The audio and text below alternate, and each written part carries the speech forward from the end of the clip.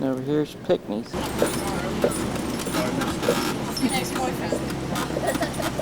We're not exactly happy about that. What is that, Steve? What is that, baby? Come on, baby. Come on. Come on, baby. Come on. Well, they landed in the swamp. These Englishmen had no idea what a swamp was like. Well, they picked up their whole entire town by 1680 and dropped it right here. Philadelphia. Now, I don't know about y'all, but right after this tour, I'm going to put a skirt on. A couple Kremlins underneath, and I'll be set to go, run around the block a couple times. I don't know how they made it, guys. I really don't. I don't know how they survived, but they did. Well, once that threat from the Indians, pirates, and Spanish disappeared, so did the wall. The wall came tumbling down around 17 years later.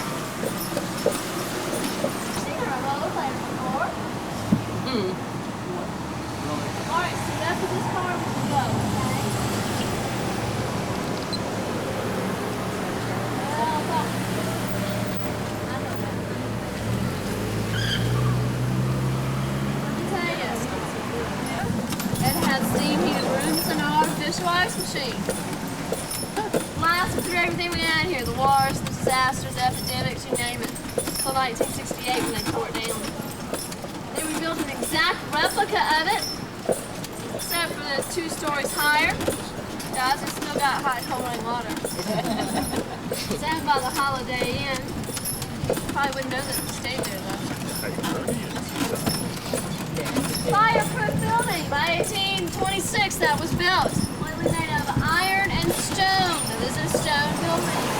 That over there is not a stone building. That is a brick building. There's a handful of stone buildings here in Charleston. The Englishmen thought stone was a poor, well not stone, but brick was a poor man's building material.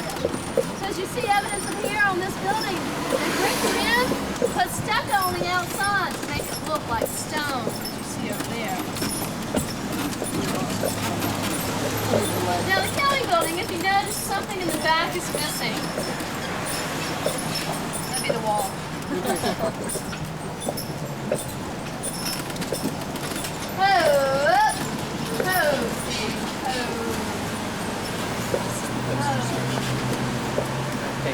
Now, Hurricane Hugo did a lot of the damage, but they were taking the stucco off to do this building over again, and they found out that that wall fell in. They think that's where one of the old drawbridges in the city. Shut up! Drawbridges in the city used to be. So we're continuing down a piece of that wall right about now, right about where the sidewalk would probably be. This is where a piece of that wall would probably would have stood. And right there is a federal court building. That over there is City Hall. That right there, that's St. Michael's, which passed through the 4 corners of law. God's law, federal law, city or county law, not city, but county law or state law, and city law or municipal law. It's not always been called that. Robert Ripley came to Charleston and he named it that. He said it was the only place in the world where he could think of where you could put a quarter in the meter. Go get married, pick up the mail, pay your tax, and get divorced all in 15 minutes. The St. Michael's, the ones that just rang their bells, that is the oldest church we have. That's 1761 when it was finished. Get a chance, go inside. George Washington worshipped there where he sat, Governor 43, I think. Now you're welcome to go look at it with me. Highly recommend that you don't touch it. South Carolina Society Hall, it was first built as a 2-bit club. Well, those 2 bits were supposed to be donated to a worthy cause. Well, about 95% of that money went to a tavern right around the corner. They thought it was worthy, right? The time that Society Hall was open. You can just stay back there. By the time that Society Hall was open, they said their count in Charleston, for every 10 people, there was 1 tavern available to go to. Also, at that time, 2/3 of the city was a red shoe district. When I say red shoes, usually that refers you to red lights. Ladies didn't have red lights back then, so we just wore red shoes.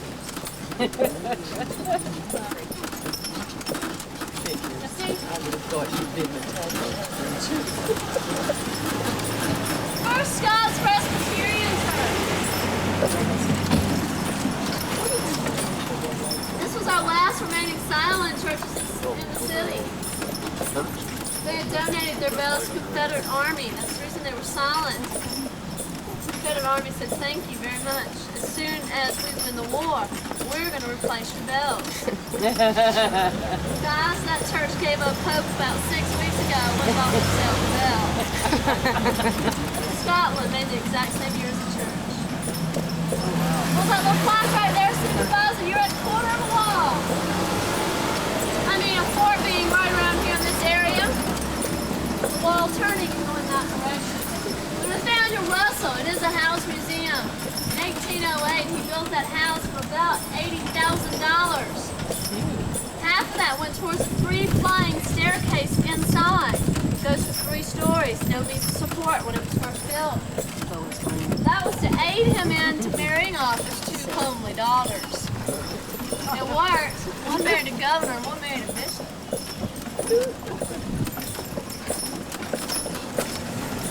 Water Street, I told you, that walled city, we had a moat on the outside of that walled city, and that used to be a moat.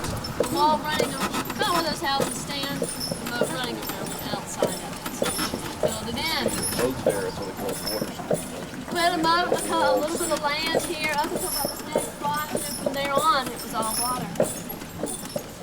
This house right here, let's take a good look at it, not this one, this one right here.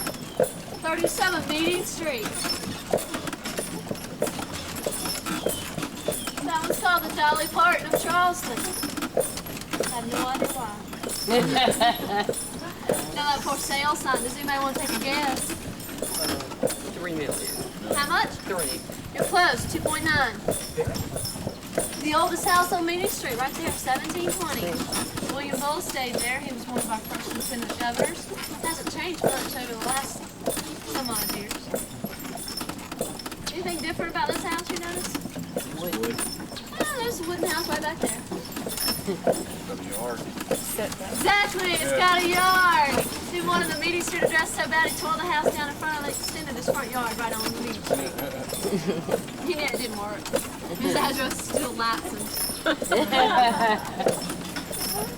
Right here, the 3 sisters. The gentleman came down from the north. We had a lot of that. Married off his 3 daughters. Just other boys are better than them golden boys. They say he had a brunette, redhead, and blonde. Not too sure about that. This house right over here, 1968, we have a board of architecture review that tells you what you can and what you cannot do to the outside of your house. As for even building a new house, you must make it fit into the surroundings. I think he did an excellent job with that house. It doesn't look like it was built in 1968. Maybe 100 years before that.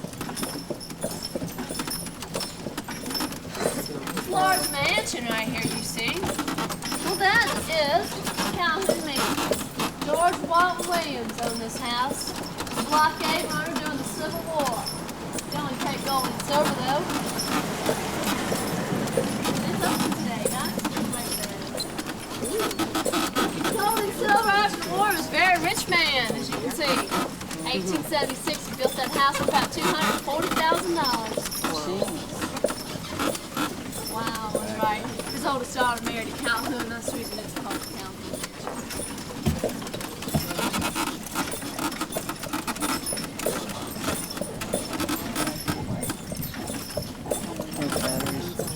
Hey, it's 3/4. Steve.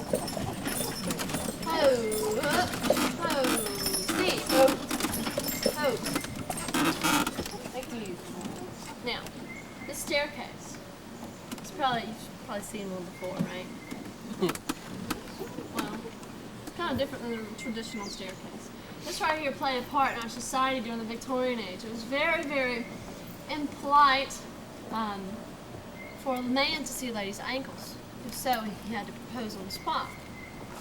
Well, you can imagine not many guys were dropping down on their knees asking the lady to marry him after he saw her ankles.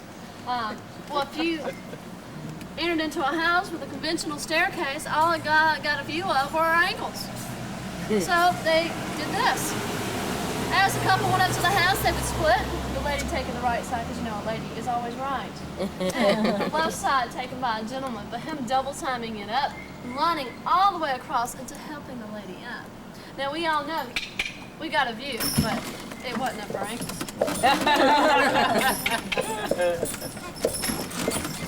After that, it was just symmetrical. What you have on one side, you must have on the other. See, I'm a pop your rear end if you're scared of that. We've walked by that 100 times already. Come on. Like I said, I didn't get to driving last week. I have no idea what they did to him last week, so I guess I'll find out today if he's still that good little boy I left. Number 2, Meeting Street Inn. This is Warren P. Carrington and his wife Martha's home. Remember wife? You remember Calhoun Mansion? George Walton Williams? This was his daughter's house. Now, Martha was this little girl. Martha woke up on her wedding day to find $75,000 pinned to her pillow. I guess from her daddy. Bruce's parents said, well, not to be outdone, but we're sending him to Europe for 2 years as a honeymoon present. They came back and Mrs. Shields was their starter home.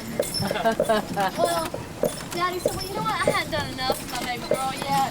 So on their 5th wedding anniversary, he hired some guy, Louis Tiffany, to come in and install window panes into that house. Ooh.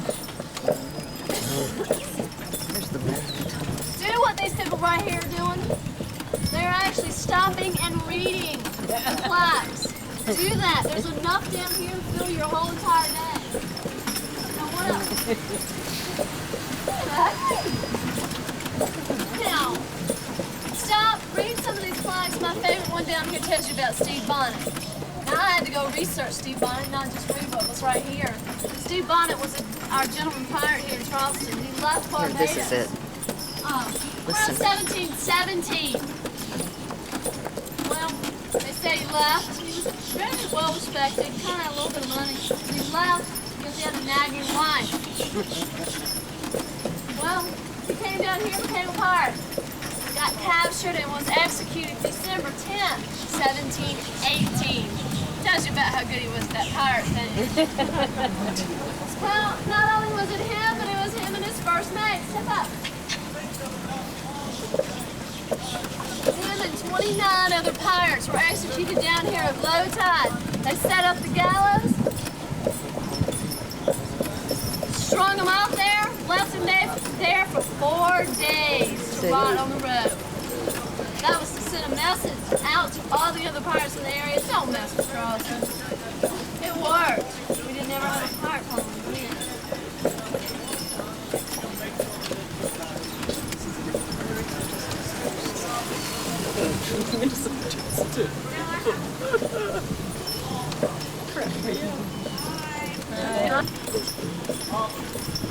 Anybody notice that road?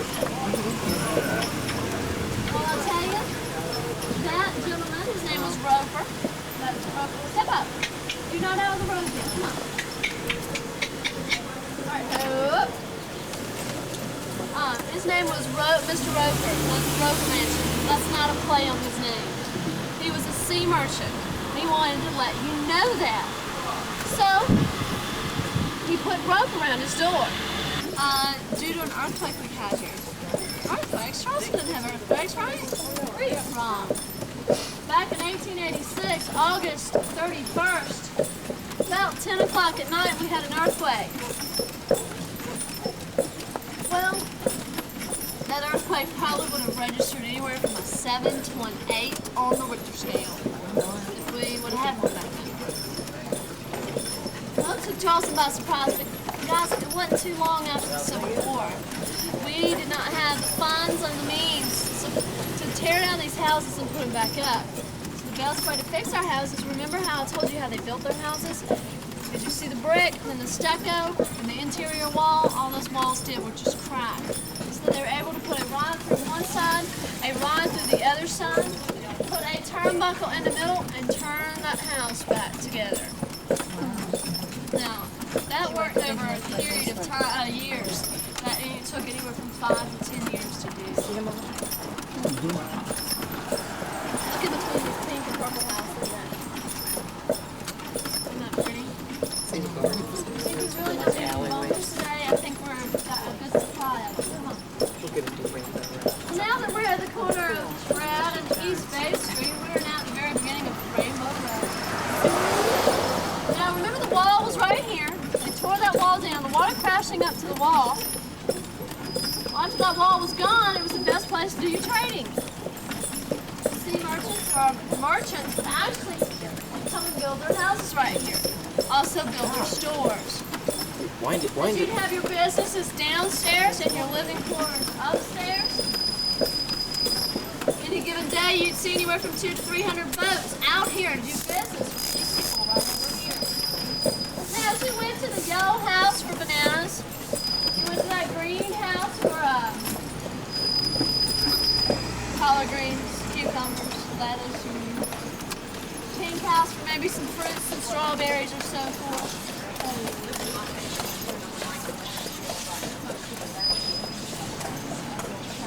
Well, that was they planted these houses just for the fact that the ignorant were going shopping. Remember, we had slaves and they were ignorant. They were supposed to be ignorant. They could not read or write. So as you color coded your house. Thanks. Good story, doesn't it? Yo! Oh. Hopefully they weren't colorblind.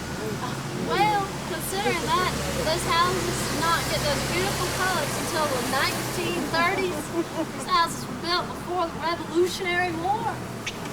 Cool time difference. That story was probably started by a tour guide 20 years ago.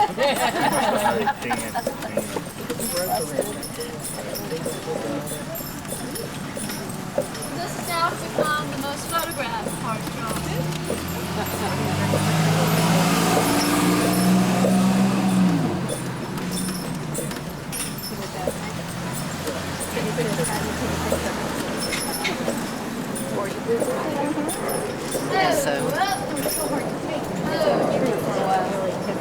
Now right up there in front of us, that tan building, that is the customs house.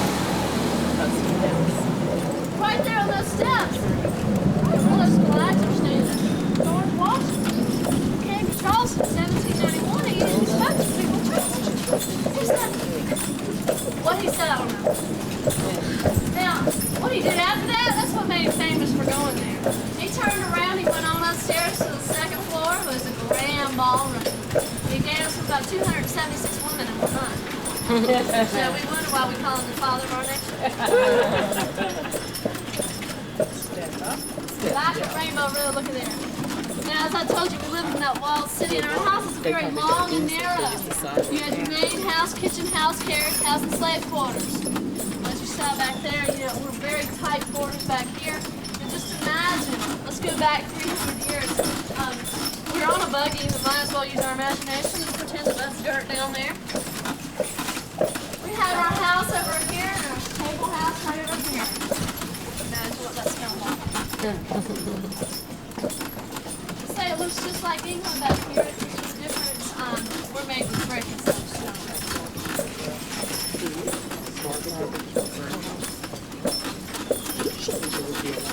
Elliott Street, I don't know if you noticed, but from that corner to that corner, you can walk either end. This is one of the very few streets you can walk down and not see a church spire. Come over, Steve. See, we have a law here, guys. Anything older than 75 years of age, we have to keep. We can't tear it down. We can't architecturally change it from the outside. No matter what it is. As for this wall right here, it takes about 5 time periods in there if you look. You can't tear it down. If anybody was to actually build on that line, they'd have to incorporate that wall into their building.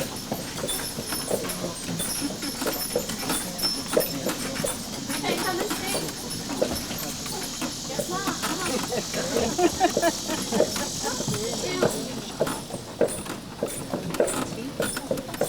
That law came about due to the customs house. A gentleman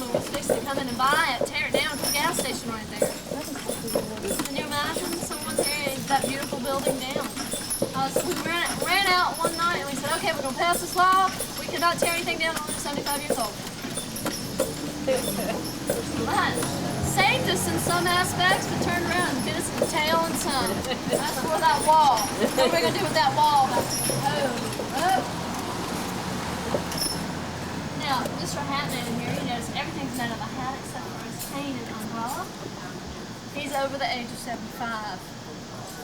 He's staying there. He can't tear it down. And though we did not paint our houses the color of what was inside, we did put pictures on the outside to say, well, hey, this is what I sell, because the slaves were doing all of the purchasing. They could not read or write. So, draw a picture of what was on the outside. They got fancy with this now. You would imagine this was a hat store, and you're exactly right. It was at one time a hat store. Step up!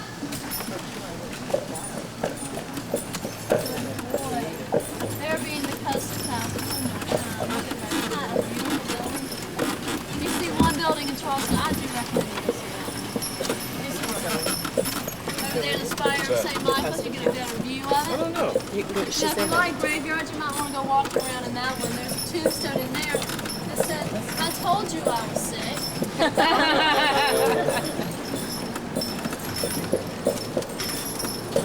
They asked you what you wanted on your tombstone, they just took your very dying last words.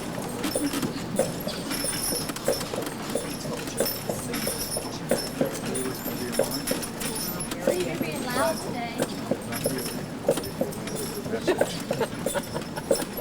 Now, this balcony right here, that's a gossip balcony.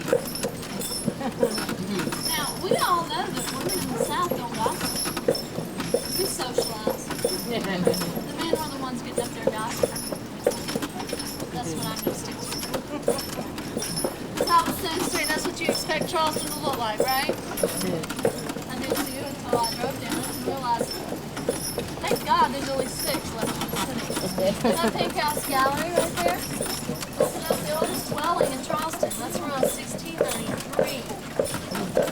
If you don't like art, I recommend that you go in there anyway. Just for the experience of walking into that house. She actually lets you go everywhere in the house. Very small.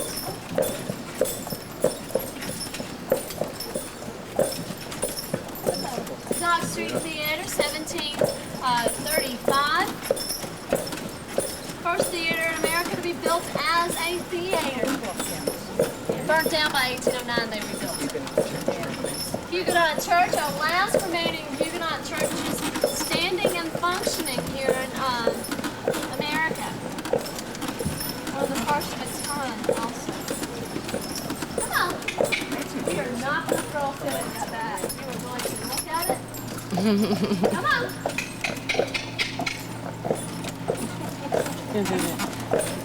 We all have work.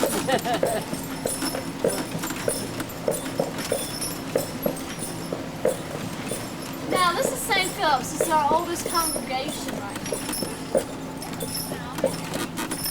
Now, when I say John C. Calhoun, do we all know who it is? Oh, up.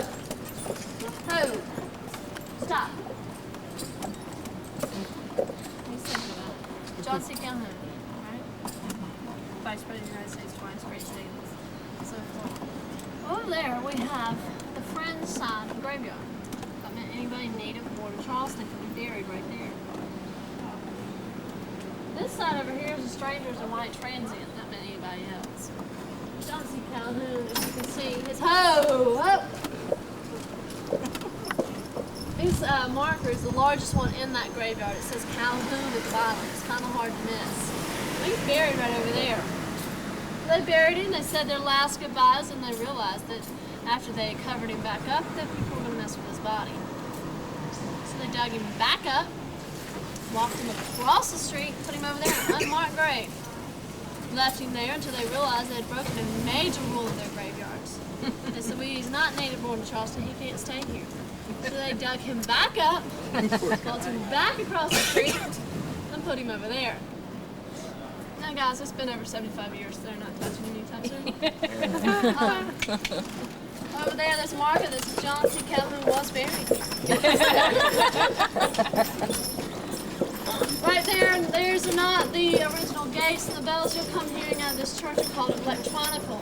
No original bells in this church. No iron bell, in fact. The gates right here on this side are the oldest gates in the city. They were not donated for the cause of the war. What are you doing? You are acting so goofy, huh? Well, my thoughts on that. They would have probably just donated those gates right there with college a little more. Well, that's not from the south. That's a good time, right? Right back there is the Powder Magazine. That is officially the oldest building in Charleston, public building. 1713. Come on, baby. The walls are about 3 feet thick. The roof is very, very thin. Sign that if it ever did explode, it would go up, so now the walls would come in, the sand and clay in the roof would come in and crumble. Looks good on paper. The guy who designed it to prove his loyalty to that building and confidence, he lived right there in that raccoon. Wow. That's absolutely right. I don't know if it was called confidence or stupidity. Either way, he was just a very lucky man.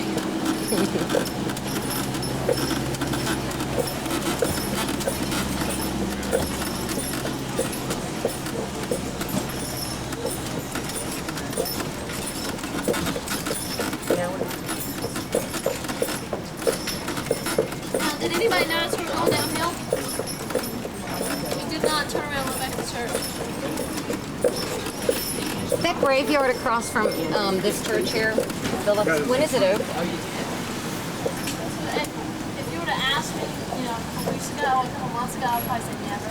Oh, really? But they open it whenever somebody's in the church, like I guess the pastor or something. It's rare to find it.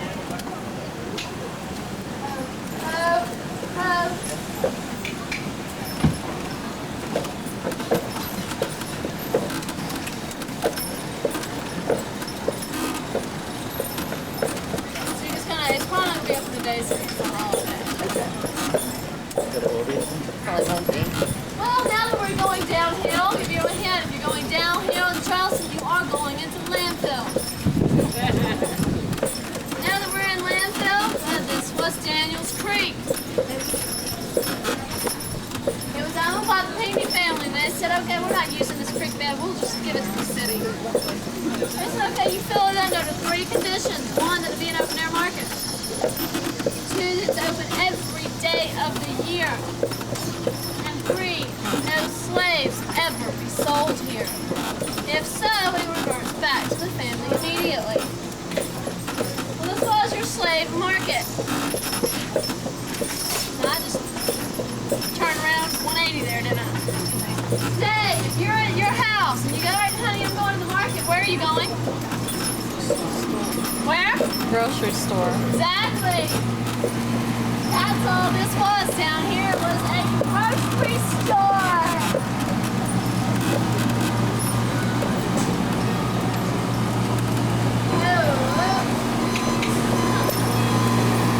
It was called the slave market because they were the only ones down here buying and selling all the items inside. Why not call it that? Okay, well, we're down here and we're shopping, and well, at the end of the day we have to close up. That chicken that had died during the day, those rotten eggs, that meat left over in the meat house, guess where it landed? We were taking it home with us, right here, out into the streets. That made for a very fine smelling yard, y'all. So we gotta do something about this.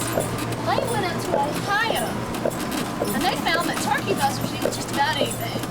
So they brought a few home with them, and they realized that they cleaned up the streets just a little bit more.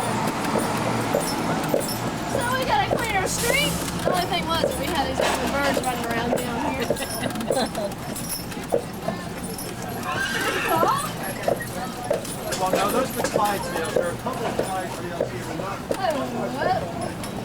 Well, Did you see that boy just fall off that trailer?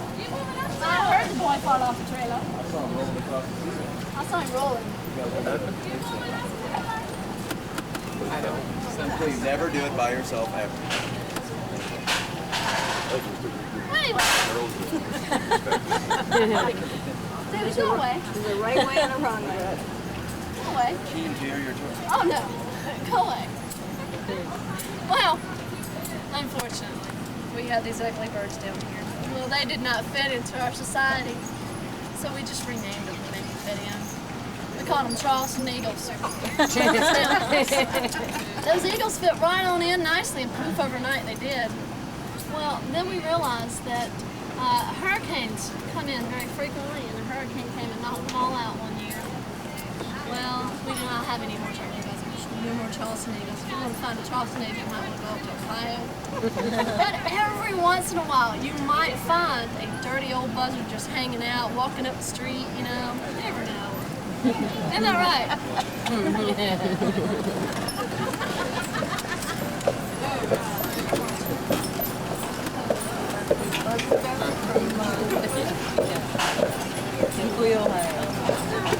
Coming to say today? I was.